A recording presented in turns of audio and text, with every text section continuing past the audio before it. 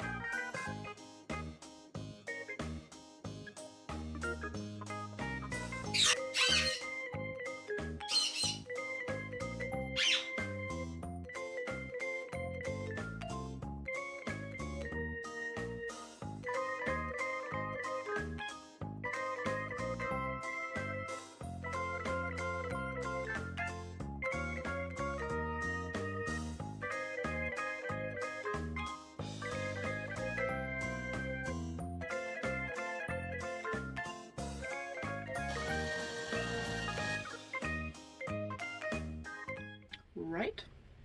Right, little girl. You're such a good girl. You're such a good girl. You're such a good girl. I love you so much. You're such a good girl. You want to go up here? You want to get some food? Can you step down? Thank you, baby girl. Thank you. Hi, my name is Jess. This is Diamond. And I care for many different species of birds for many, many years. And do I want you to take my advice? No. Not at all. But I want you, no, you're not going to land on my hat, sweetie. But I want you to take everything I say today into consideration with researching as much as you can. You want to go up here? Come on. Good girl. Can you step down? Thank you. That's a good baby girl. That's a good baby girl. Thank you. Me? I just have currently 3 birds to care for. There is my rescued pigeon from Germany, Eddie.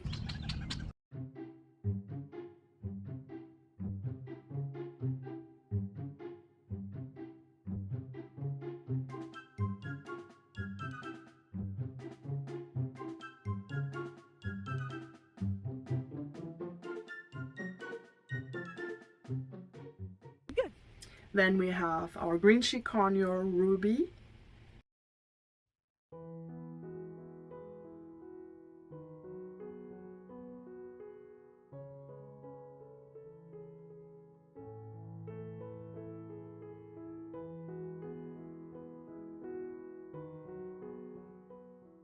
There's our African grey baby, Diamond. It's a good girl. It's a good girl. Hi, how are you doing today?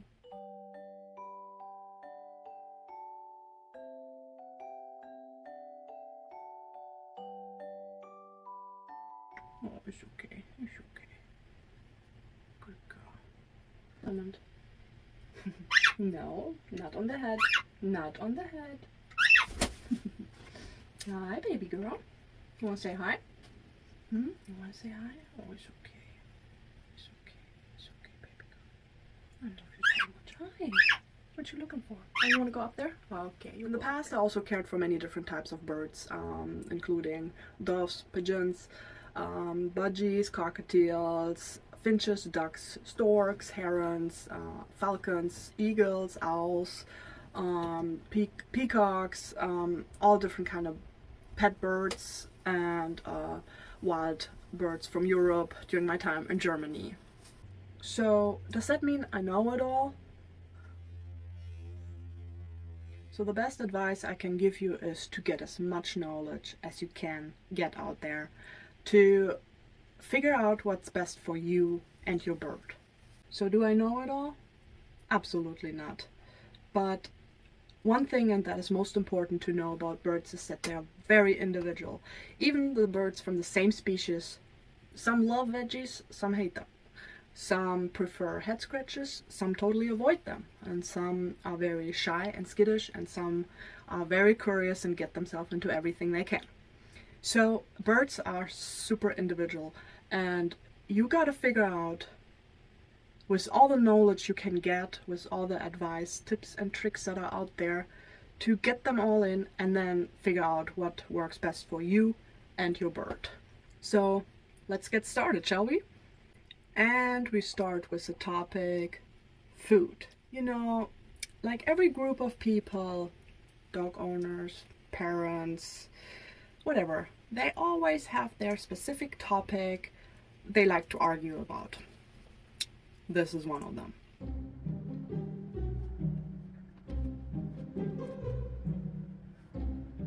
Excuse me, but can we talk about your car's extended warranty? Yes, it's a food topic. It's a rather sensitive topic and people have a hard time to agree. And some won't agree with me today, and that's totally fine, because I do what I consider works best for my birds, and so far I had no issues. They're all very healthy and thriving, and that's all we want for our birds, right? In my opinion, it doesn't really matter if you feed your birds just pellets or a mixture of seeds and pellets. There are people that say their birds were always just fed with pellets and they were thriving for 20-30 years, and then there are bird owners that fed their birds seeds their whole life long and they still turn 40 and older. It can work. I not necessarily agree with that kind of diet, but yeah, it's like with people. Some people smoke or don't have the most healthiest diet and still get super old. So it might work out either way. Anyways, what does matter though is the ingredients. You want to stay away from brands that use a lot of dyes and sugar. And I'm telling you, if you're from the US, you probably already noticed that it's really not easy to find the perfect bird food that doesn't have dyes and sugar.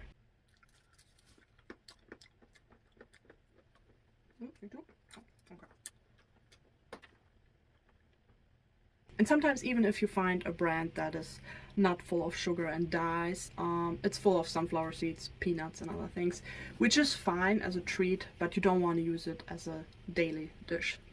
Sunflower seeds and lots of other nuts are high in fats, and in moderation that's fine. But the problem here is that our pet birds don't get enough exercise to build up and process these fats. I probably have 6 different bags in the kitchen with different types of seeds and pellets, and do a whole mixture with the healthiest I can find out there. So if not included, you might want to add some seeds like chia, flax, hemp, and other healthier seeds. But this is all anyways just the side dish. More important are fresh cut veggies, herbs, leaves, and a small amount of fruits. Every day I cut up fresh carrots, bell peppers, cucumbers, sweet potatoes, beets, corn, spinach, sausage, rosemary, and so on and so on. Sometimes I add a small amount of fresh berries, apple or melon, but just a small amount because of the high sugar content. A lot of people prefer chop, where they chop everything up, mix it, put it in containers, put it in the fridge or the freezer, and can feed it throughout the week. Sometimes parrots eat it, sometimes they don't, and if they don't, I recommend to cut your veggies and fruits, as I do. See, parrots, they love to forage and hold and chew their food. Not all do, but quite a lot. For example, my conure and my African grey, they love to hold and chew and forage for their food. My pigeon, in the past my cockatiels and budgies, they did not need to hold their food, and in that kind of case, chop is the best. I usually cut veggies, herbs, and leaves into different sizes to make it fun for them. So far, most of the time I have empty plates, and I've been pretty successful with it. Which brings me to my next topic, which is waste and mess. It really depends on the bird and the species, but I can tell you all birds are messy. In nature, if a bird eats a nut or seeds, they hold them, they crack them, and they drop them. They end up on the floor, go back to Mother Nature, and new seeds are growing. So that's how it works out there. In the house, it works a little different. In the house, they hold their nuts, their seeds, fruits, veggies, whatever, eat it, crack it, drop it, and it ends up on the bottom of the cage. Or if you have a bird that is flying around in the house, you have it everywhere on the floor. And some birds are just characters, and they love to throw their food. Yes, they literally throw their food. For example, I have 3 different birds right now, and all 3 of them eat very differently. Ruby, for example, my green cheek conure, she is always eating her food and drops it on the bottom of the cage, constantly. The bottom of the cage is a constant mess. Eddie, for example, if he's in a hurry or if he is mad, he starts to throw his food, literally. It ends up everywhere. Yes, what a nuthead. Diamond here, for example, hi baby girl. Gotta be careful what I'm saying here because she's still a baby, as innocent as can be. Now, we all know they get into their terrible twos. Chopping up fresh veggies, fruits, leaves, herbs, cleaning their bowls, changing their water. I do it twice a day if needed more. Brings me to my next topic, and that is cleaning. Aside from how time-consuming birds themselves are, let me start with the surroundings. There's 2 different types of birds. We got the dusters. They will turn your room into a forensic crime scene where they search for fingerprints within a feather shake. Diamond? Diamond?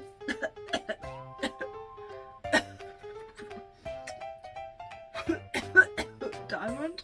Diamond? Where are you? Where are you?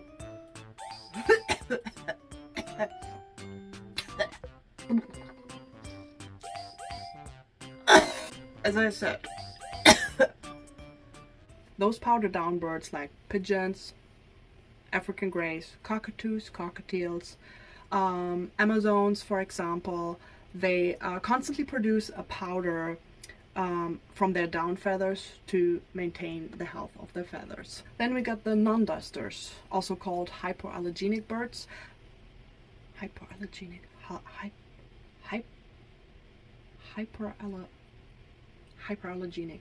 hyperallergy.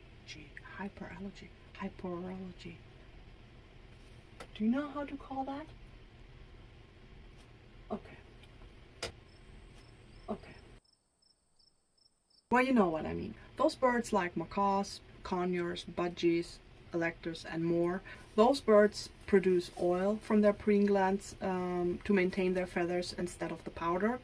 And they are easier to keep for people with allergies or other respiratory issues.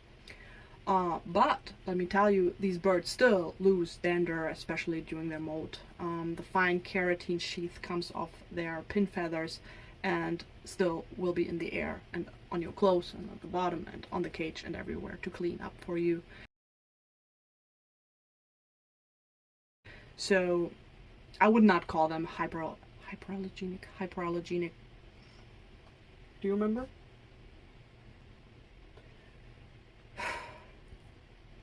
You know what I mean. So you definitely want to invest in a very good working and strong air purifier that is cleaning your air in the apartment or in your house.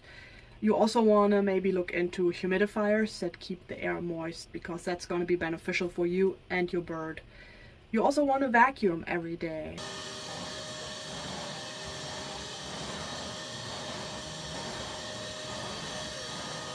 Not just because of the dust and dander that's coming off of your bird wherever they are, they also leave behind other waste, like poop.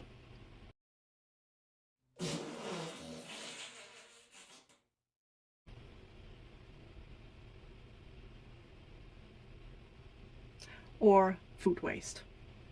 Especially if you have a messy bird that chews up its food and leaves it on the cage bars, using it like a napkin.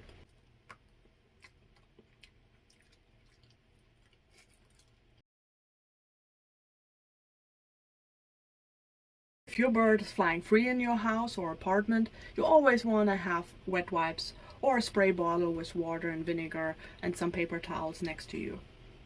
Please make sure you stay away from harsh chemicals and other cleaning products that can harm your bird, because birds have a very sensitive respiratory system and they can get ill very quick. The bottom of your bird's cage will always be covered in poop, feathers, and food waste. I like to use pee pads and butcher paper to keep an eye on the droppings and anything concerning, and it's easy to replace.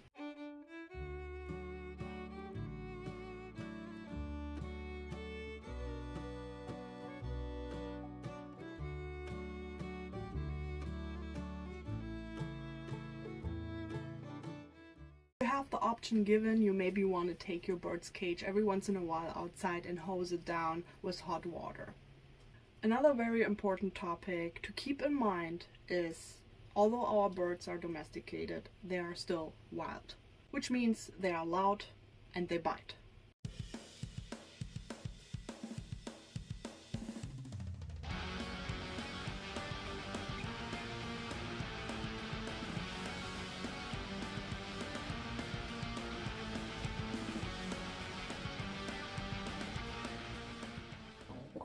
Hard. I have been around cockatoos and macaws, and their scream can be so obnoxious loud that it made me leave the room. If you are sensitive to loud noise, then you might want to look into rather quieter birds. But let me also tell you, there's no such thing as a quiet bird. But there are birds that at least won't make your ears bleed. Birds like pigeons, doves, budgies, canaries, finches are rather on the quiet side. Some people would put cockatiels into that list, but I would put them more into the medium loud feathered jet list, like conures and African greys. They can squawk and scream very loud.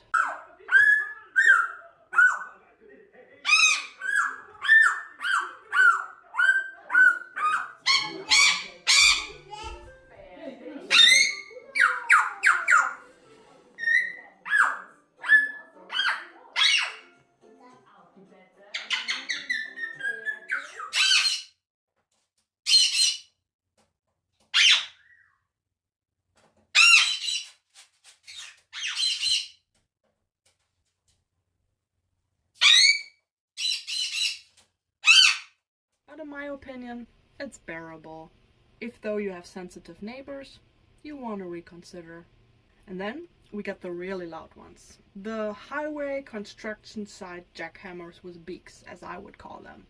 That would be macaws, cockatoos, ringnecks, amazons, and so on. Some people would actually put conures into this category, but there's a difference between conures. There are the green cheek conures and there is a sun conure. But again, that's all relative, and it depends on how sensitive you are or your neighbors. And unlike dogs and other domesticated animals like goldfish, they don't really have an understanding for don't bite the hand that feeds you. They have their own rules in their United Kingdom. Animal Kingdom? Bird Kingdom? They all bite. Yes, even the British ones. But every bird is individual, and you might be lucky and got a little sweetheart there with a sharp beak that's never gonna hurt you or your feelings, but that is like hitting a small jackpot and rather uncommon for these little raptors. In my case, it's actually quite funny because conures known to be quite nippy, bitey, and even drawing blood when they are in the mood. They are in the mood quite a lot. Yet my girl Ruby, who loves to bite chunks out of my husband, is a total sweetheart to me. She's never bitten me once. And yet pigeons and doves, known to be the sign for peace and love. Yeah, Eddie.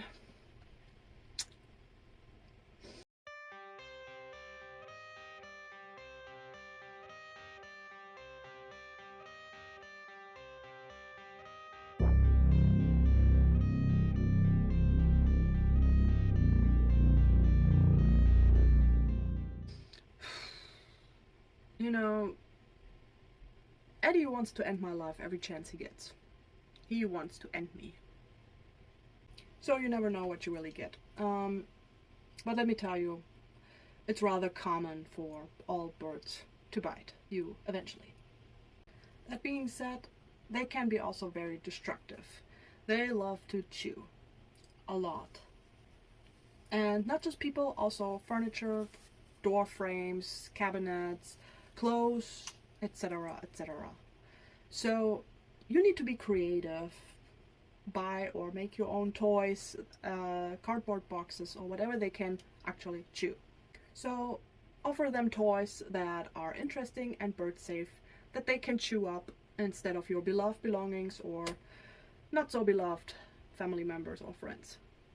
But no matter what, don't punish your bird with shouting or hitting. They don't understand the concept of punishment like we do, and rather work with positive reinforcement, like things that they can chew up instead, or treats, extra attention, or a night out at a bar on a beer.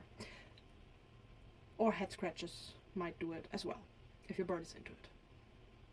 But also let them know that biting or chewing at certain things is not okay by saying no. Put them somewhere safe and walk away for a moment, because your bird wants to be around you all the time. They are very social, they love your attention, and taking that away from them is a punishment. That brings me to my next point, how time-consuming these little dinosaurs can be. So birds want to be with their flock at every moment given. They are very social and always want to know what you're up to. So what have you been up to lately? They want to see what you're doing, they want to know what you eat, and they want to watch you at any given time and want to learn from you. Birds are very smart and curious and very open to learn tricks, and they enjoy time out with their human. If your bird gets time out of their cage, then tricks like vacuuming, doing dishes, or bring the trash outside might be beneficial for everybody. Or tricks like stepping up and callback training. They never call you back though. I will soon make another video about certain tricks like stepping up, callback, and other things that you want to get started as soon as you have a new pet bird, because it's very beneficial for your daily routine. African greys, for example, have the cognitive skills of a 5-year-old toddler. Why you look at me like that? I am very educated.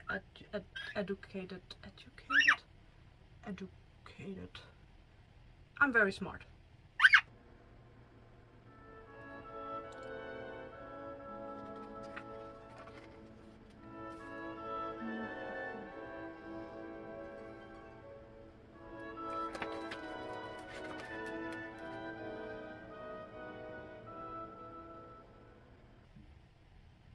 So they are highly intelligent and demand constant attention. They are advanced in language skills, goes beyond just mimicking. They can use words in context. They have a very good memory and are very good in problem solving.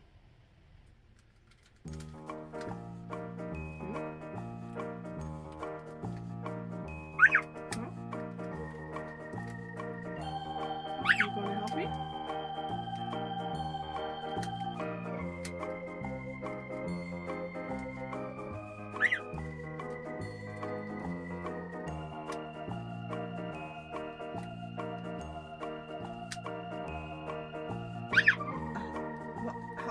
How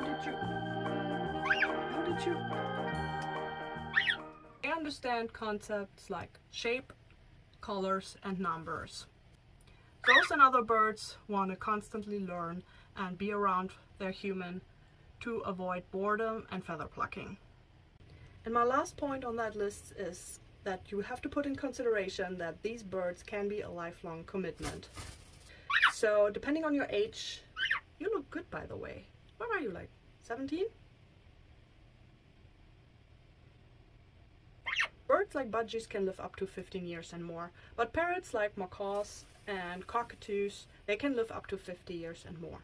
So you want to plan ahead, because let's face it, none of us is going to get out of this alive.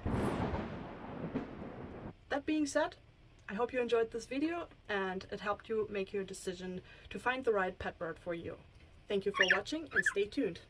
Can you show me again how you did that with a Rubik's Cube? Okay.